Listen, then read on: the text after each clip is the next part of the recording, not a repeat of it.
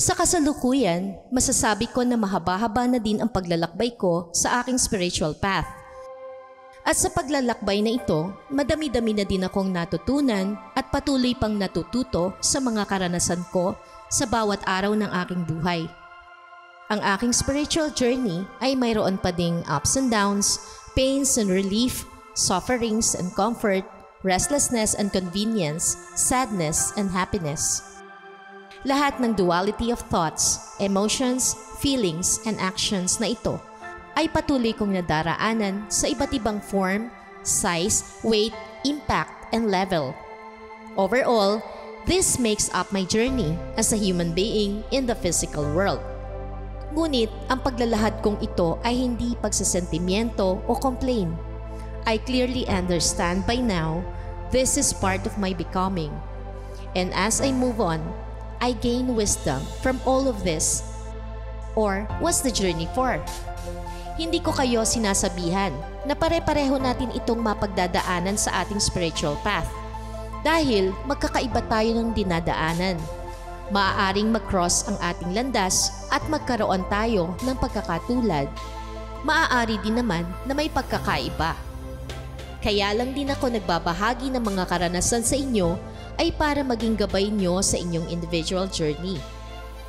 Maging magkakaiba man tayo sa perspektibo, approach, diskarte sa buhay, it doesn't matter. Ang pinaka-common lang sa ating differences ay iisa lang tayo ng pinagmulan. And we are unique souls in different bodies. But we are all interconnected dahil galing tayo sa iisang source. At ito ay tinatawag na oneness. But being a spiritual person, madami din akong pinagdaanan at pinaniwalaan sa ilang myths and misconception tungkol sa spirituality. Much closer sa spiritual awakening journey na unti-unti kong natututunan at naiintindihan as I walk this path. Sa ating mundo, ang lahat ng buhay ay patuloy lang sa paglalakbay. Iba't ibang karanasan man ang ating tinatahak, may hatid na aral sa ating tumatatak. Nagpapalago at nagpapaunlad ng ating spiritualidad. Tayo na't gumising sa kawalan. Tuklasin ang mahiwagang buwan.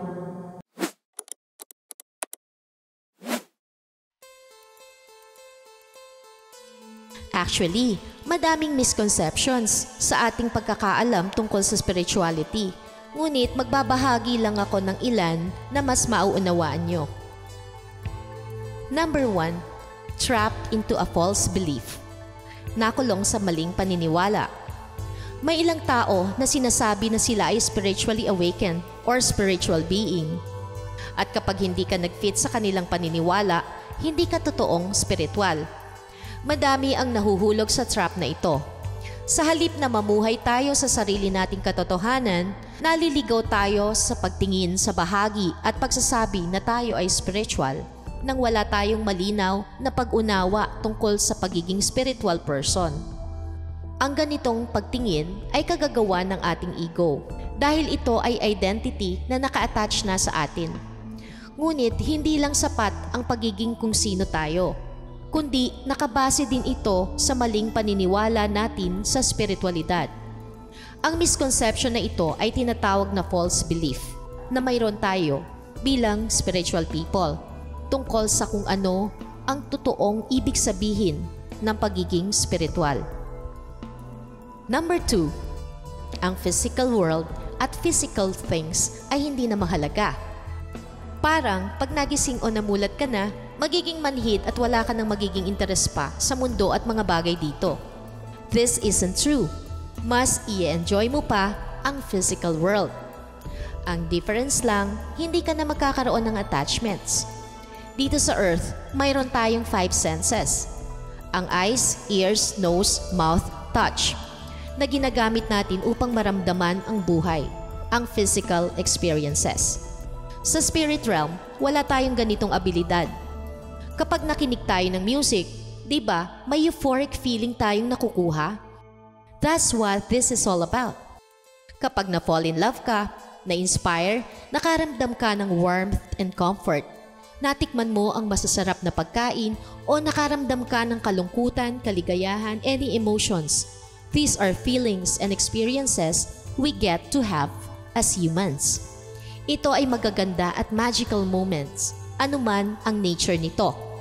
At naririto tayo sa lupa to enjoy and embrace being human. Ito ay medyo ironic lang, na kapag mas spiritual ka, mas nagsisimula kang mahalin ang pisikal na aspeto ng buhay. Ang sagot dyan, dahil natututunan mo na ma-appreciate at maging grateful sa mga blessings na natatanggap mo sa araw-araw. Maliliit man o malalaki, nakikita mo na ang kahalagahan ng maliit at malaking bagay ay equal na sa'yo. Number 3. It is the ultimate destination. Ito na yung pinakahuling destinasyon. This isn't true. It is not the destination. It is a journey on another level. Ang paglalakbay sa buhay ay hindi natatapos sa pagtatapos mo sa eskwelahan o kahit ano pa mang bagay dito. It just moves to a new level of freedom o pagsulong sa bagong antas ng kalayaan. After awakening, mas magiging aware ka sa iyong inner state o panloob na estado o your inner self, inner workings, na mas magiging madali na ang mga bagay para sa iyo kapag ito ay naunawaan mo na. Pero hindi ito ang katapusan ng iyong spiritual journey. Kagaya ng nasabi ko kanina sa intro, iba't ibang karanasan ang ating tatahakin. Masasakit, mabibigat, magagaan, matiwasay, ngunit ang lahat ng ito ay exciting part sa ating journey. Dahil the journey is the destination itself. Number 4, the awakening journey is heavenly. Well, awakening is a blessing. But in most cases, nauuna muna ang sufferings bago ang awakening. It is a painful experience. We call it the dark night of the soul. By the way, sa mga bago pa lang sa channel na ito, maaari niyong i-check ang ilang triggers kung bakit tayo nagkakaroon ng spiritual awakening. Nasa description box below ang link ng video kong ito. And moving on, nagaganap ang painful experiences na ito na parang apoy. Sinusunod nito ang makakapal na egoic patterns and clutches natin, cleansing and making a person empty. Hindi ito dapat katakutan. Pinapalabas lang ng pain na ito ang ating tunay na sarili. Ginigising ang ating kalooban, ang ating authentic self. And after finding your true self, you will live with your own truth. Number 5. Ang old soul label ay isa lang likha ng ego mind. Wala talaga tayong proof kung gaano katanda ang isang soul unless mag-undergo ng past life regression o mag-mediumship experience. Ngunit, hindi ito isang bagay na kailangan nating baliwalain. Dahil hindi ito tungkol sa kung ano ang iyong edad, kundi sa mga lessons o aral na iyong isinasaloob. Kahit pa man, there's nothing greater about us. Kung may natutunan tayong aral at yung iba, wala pa. Also, from a higher perspective, we're all eternal beings that come from the same source and go back to the same source. At tayo din ang source na yun kung tatanggalin natin ang duality term sa atin. Kaya sa space of oneness, paano pang magkakaroon ng sense ang young and old sa dualistic concept? Ang mahalagang maintindihan natin, the more lessons we learn from all our experiences, the wiser we become. Number 6. The ego is not your soul's enemy. Sa totoo lang, ego is innocent. Ito ang pinaka-primal part of us dahil palagi tayong pinapaalalahanan nito to take care of ourselves in a cruel world. Ito ang ating survival instinct. Ang basic function nito ay protektahan tayo mula sa anumang bagay na hindi sa atin.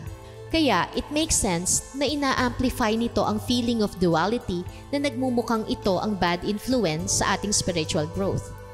Ironically, kapag sinasabi nating bad influence ang ego, that's the ego labeling itself. So, paano nating nauunawaan ang gentle, protective part na ito na palaging gumaganap sa ating pang-araw-araw na buhay? Sabi nga, hindi mo maaaring lagyan ang label o i-classify ang ego. Ang maaari mo lang gawin ay maging witness o observer sa iba't ibang bagay na nangyayari bilang resulta ng ego. At kapag nagawa mo ito, saka ka lang makaka-move on beyond the duality. Kaya ang mahalagang gawin ay to observe your ego at baguhin ang mga pag-uugali na lumalabas mula sa duality. Ultimately, your spiritual journey is about integrating the soul and ego. That's oneness, not eliminating the ego, dualistic perception. For those of you na nalalabuan sa duality, basic meaning nito ay contrast o oposisyon. Example, light and dark, day and night, good and bad, right and wrong, etc. And a more deeper meaning, your judgment as a result of ego. Number 7. There's nothing truly right or wrong in the grand scheme of things. Anumang idea na nagre-reject sa isang katotohanan para sa iba pa ay nakabase sa duality at fear-based thinking. Bagamat ang ganitong ideology ay maaaring magsilbi sa tao na magkaroon ng higit na kontrol sa kanilang buhay, in the long run, hindi ito makakatulong kung saan tayo tutungo sa spiritual journey na ito. Mayroon tayong natural tendency to evolve dahil gusto nating makasurvive. It's just about shifting the perspective and evolving more consciously. In Tagalog, ito yung tungkol lamang sa pagbabago ng pananaw natin at pag-unlad ng mas aware ka o mas may kamalayan. Kahit pa man gusto natin na nasa comfort zone lang tayo, may paraan pa din ng universe para guluhin ang ating komportabling space. Kaya, while you can't really do anything wrong, just keep on tuning in with yourself and correcting your own course. That's how you heal. And that's also how you strengthen your intuition. Number 8. We're not the chosen ones. Or maybe we are. But why does that matter? Again, ito ay isa sa fancy ego-constructed ideas na nakakapagpa-feel good sa atin. But don't judge yourself for feeling good about this. Natural lang na magtaka tayo na madami pang tao ang hindi awaken at kung talagang may special sa atin. At a deeper level, ang tanong na ito ay maaaring maging isang mas seryosong paalala ng ating responsibilidad na mapagaling o mahil ang ating sarili upang makatulong tayo na mapagaling din ang iba sa ating paligid. Like a domino effect. Kapag ganito natin itong tiningnan, it's actually quite brilliantly designed. Ngunit sa kabilang banda ng pag-iisip, kung hindi natin tatanggapin ang responsibility na ito, maaari nating i-assume na mas mahuhusay tayo nilalang kaysa sa iba na dapat nating matulungang mamulat. Number 9. It is the same as religion. That's not true. Maraming tao ang nag-aakala na ang pagiging spiritual at religious ay parehas lang. Ito ay isang makatwirang palagay dati. Dahil sa kasaysayan natin, karamihan sa mga tao ay relihiyoso at karamihan sa spiritualidad ay nakakamit sa isang konteksto ng relihiyon. Ngunit, sa modern era, nare-realize na natin na ang religion at spirituality ay totally different. Ang religion ay hindi na nauuwi sa spiritualidad at ang spiritualidad ay hindi kinakailangang mapunta sa relihiyon. Ito ay magkaibang language. And I believe na posible mong makukuha ang benepisyo ng spirituality kahit hindi ka mapunta sa isang relihiyon. Ang spirituality ay tungkol sa soul's evolution, personal growth, and understanding of true self. Samantala, ang relihiyon ay sistema ng paniniwala at pagsamba na binuo na organisasyon ng tao dito sa lupa. Number 10. Breaking away from toxic people that aren't in alignment with your journey. Ang pagtataboy at pag-iwas sa tao at kasawian ay pagkilos ng ego. In a shorter term, okay lang to get some space and create boundaries. Ngunit kung ang pag-iwas na ito ay magiging coping escape mechanism to deal with life, hindi natin matututunan ang mga lessons na nilalayo nito para sa ating buhay. Punta tayo sa Spirituality 101. Every person you encounter is here to teach you something. Maaari mong mablock ang lahat ng mga taong gusto mong i-block, ngunit ang lessons nito para sa iyo ay babalik lamang ng mas malakas. sa susunod na taong iyong makaka-encounter. Blocking people is often a way of running from your lessons. Pause, face your fears. Go deep, very deep. Keep asking. Ano ang itinuturo sa akin ng taong ito? Ano ang pinagbabatayan ng aral na inihahatid nito na hindi ko pa nakukuha o naiintindihan? Bakit ako hindi komportable? Ano ang kinatatakutan ko? Kinakailangan nating itama ang term na ito.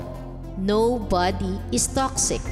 Ginagawa lang nila ang kanilang tungkulin sa inyong soul contract by teaching you something to learn for your soul's growth. Number 11. Spiritually inclined people should be perfect. May isang book titled Old Path, White Clouds by the Reverend monk Thich Nhat Hanh na nag-reveal kung paano nagiging temperamental at nagtatalo-talo ang mga monks. Meaning, nobody is perfect. Natural itong nagaganap sa ating lahat, regardless. Ang kinakailangan lang nating maging is to fully accept ourselves in every moment. At kinakailangan natin ang healing, not because there's something wrong with us, but because it is the inherent nature of things to grow and change. Number 12. There's something wrong with you or them if you or they are not spiritual. Ibig sabihin, may mali sa akin ba o sa kanila kung hindi ako o sila spiritual. Dati, kine-question ko ang mga kapamilya at mga tao sa paligid ko kung bakit hindi nila naiintindihan ang aking experiences at pag-shift to spirituality. Medyo matagal ko ding natanggap ang aming differences at naunawaan na wala namang mali sa kanila o sa akin. Magkaiba lang kami ng perception and perspective tungkol sa spirituality. At para sa ating lahat, magkakaiba man tayo ng points of view, sa huli, iisa pa din ang ating babalikan. Kaya mahalaga tayo ang maging tulay kahit sa mga nakikita nating not so spiritual, kung talagang handa tayong tumahak sa path of oneness. Kapag nauunawaan na natin ang ganitong mga konsepto, the less we live in the divide and begin living in the divine. Ang ating mga spiritual misconceptions ay tuluyang mawawala kung patuloy tayong lalakad sa landas ng may pag-unawa, respeto at pagmamahal. Isang magandang paalala para sa ating lahat na tratuhin ang ating sarili at iba bilang mga true seekers na simpleng sumasala ng katotohanan at misconceptions ng spiritual journey. Let's create a lens of understanding and compassion as we move forward into our deeper awareness of self and life. So, yun na lamang po muna. Peace, love, and light. Thanks for watching.